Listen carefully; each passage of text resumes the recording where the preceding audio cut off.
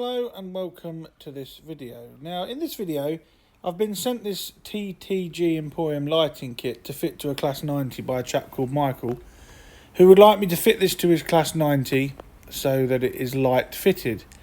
Now the instructions are all written, there's no diagrams, and it does say it's DC and DCC compatible, and I'm going to follow these instructions and see if we can fit these lights, get them working, and indeed how easy it is to fit this lights and how effective they are. So this is a Hornby EWS Class 90 and it's been nicely weathered. But the first thing we're going to tackle is the fact that the traction tyres have perished.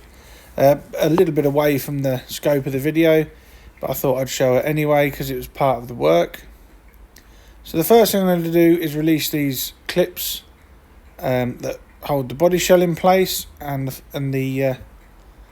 there's 4 of these, one in each cab door. And when I've released these, you can see that the pantograph switch has been wired through and is no longer required, and indeed Micheal did say that. So it's DCC fitted. There's the old pantograph wire, so I'll solder that later for a better connection.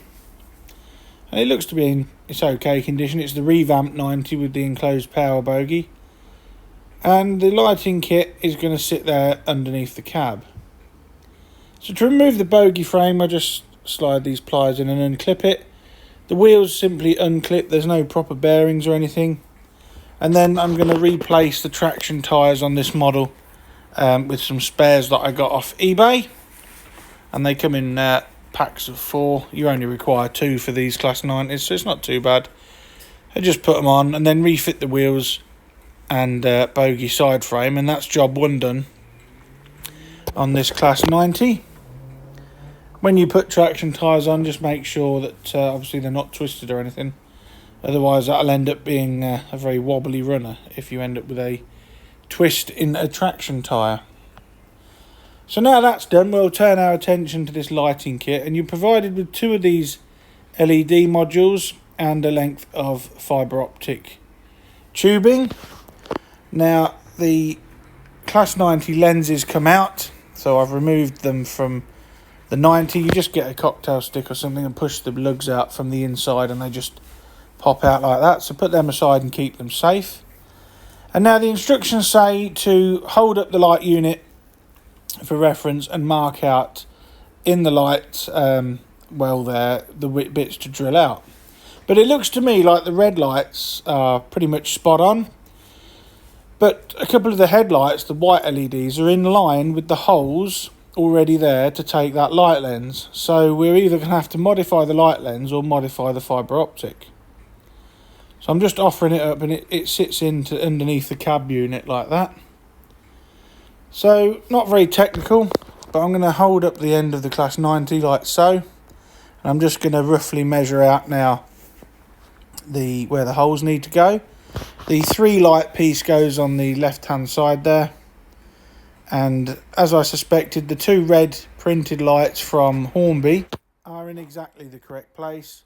The marker light goes just to the left of the hole that's moulded into the body shell, and the other white LED actually shines through that hole that's already there.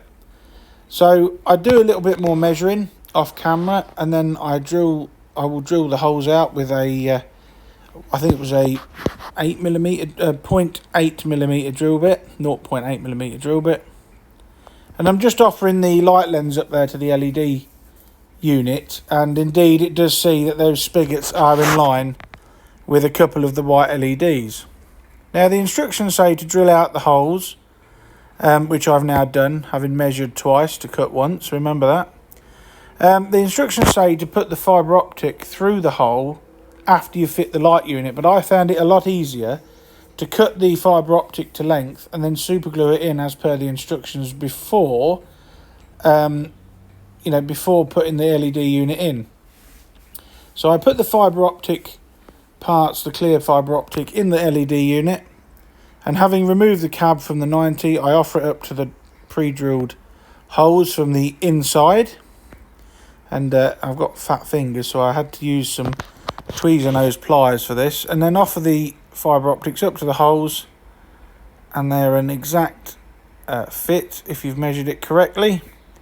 and they simply, with a little bit of effort, just push through. So now that they're through, these LEDs can be tested with a 9-volt battery, so I'm going to make sure they work. There's the marker lights and the headlight through the correct hole, and the red lights should come on in the middle, which they do, so that's good. But as I said, one of the two of the holes actually line up with the spigots on the lens.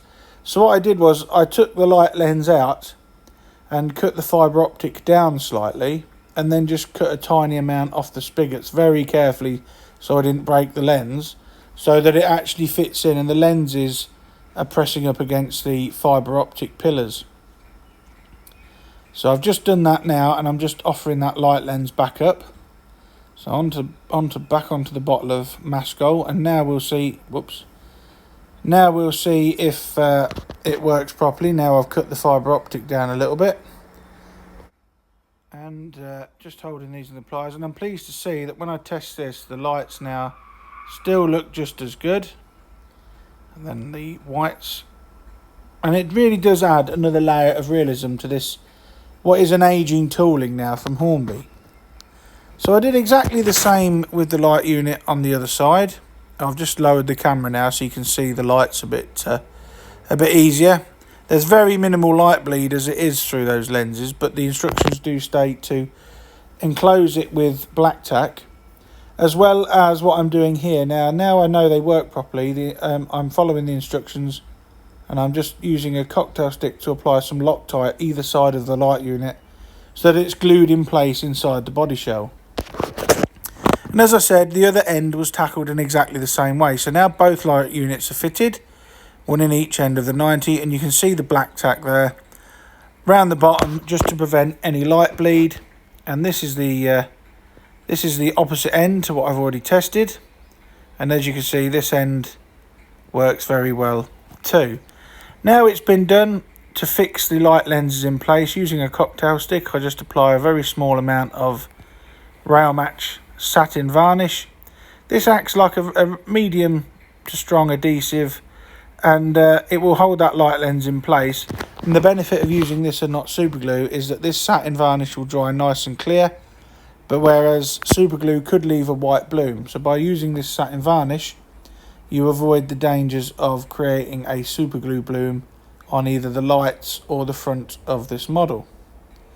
And once that's in place, just have a leather test again, make sure the lights are okay and I've not blocked any.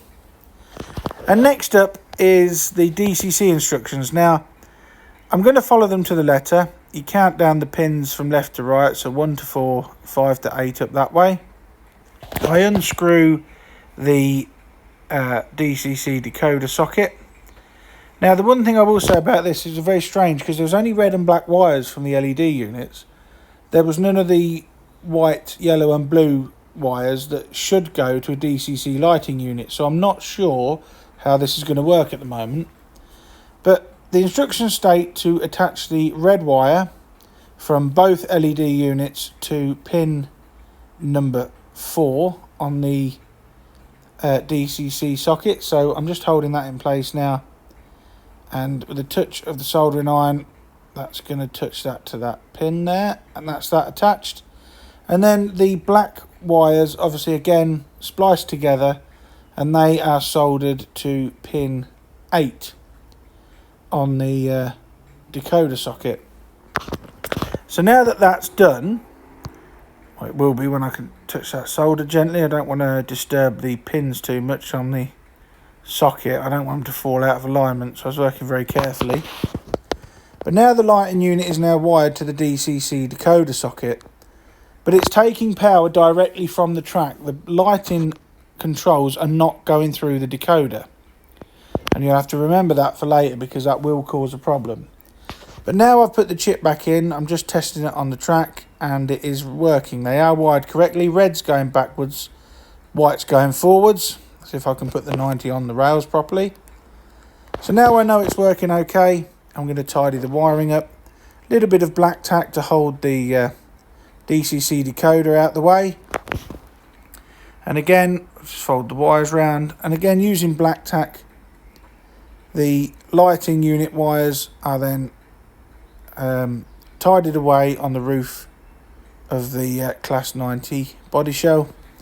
Some people might say that I've used too much wiring here, but I've left the wiring the length it came from TTG Emporium, so that if anybody does take the body off in future, it can be taken off and be well clear of the chassis. Too tight of wires and you won't be able to remove the body shell correctly. So once that's all the wires are tidied up and inside the body shell is reattached to the chassis and just clipped back in place. I'm just making sure it's no wires are trapped. And then using a small screwdriver, just open the body shell slightly and then press the clips down into place.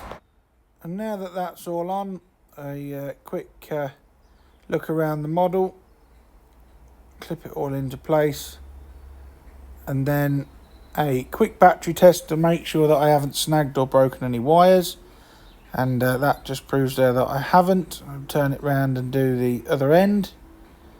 No, it all seems to be working good. So onto the test track, and it's working just as it should. White's going forward, red's going away from you, and it has added another layer of detail to this Hornby 90, as I said earlier. Now, if these lighting kits were actually properly designed for DCC, I think they would be a lot better, because as it is, as they come from TTG Emporium, as you can see there, the instructions are correct in how you wire it up for DCC, and it does work, but it's not a very good way of getting the lights to work on a Hornby Class 90. I will highlight this now in just a second. So I've got the 90 now on my workbench, the motor bogey's off the rails, so I can show you. Now this is under DC, and you can see that the lights work correctly. Minimal light bleed, looks very, very effective. Marker lights are lit up, headlights are lit up, and under DC control, these TTG Emporium kits are very, very good. I can't fault them for DC control. However, when I take the 90 over to my layout and put it on the track, all lights on all ends are lit. Now this is what I was saying earlier about the LEDs coming direct from the track feed. The decoder will control the loco movement, but it has no control over the lights at all. And as you can see here, the reds and whites are on. And then I'll move the camera again in a moment to show the other end, and it's the same the other end. Now this really is a bit of a letdown, as for DCC users, that's not really acceptable. No loco runs around with all lights on like that on the main line in real life. So I would say that these TTG Emporium kits are fantastic value for money and very good for DC only users. But for DCC users, I would have to opt for a different lighting kit that's on the market, which is unfortunate as these were relatively easy to fit. So I'm going to get this sent back to Michael, and he has been explained about the DCC running and he's happy with that for now. Thank you so much for watching. Please like, share and subscribe, and I will catch you all again in the next video. Bye for now.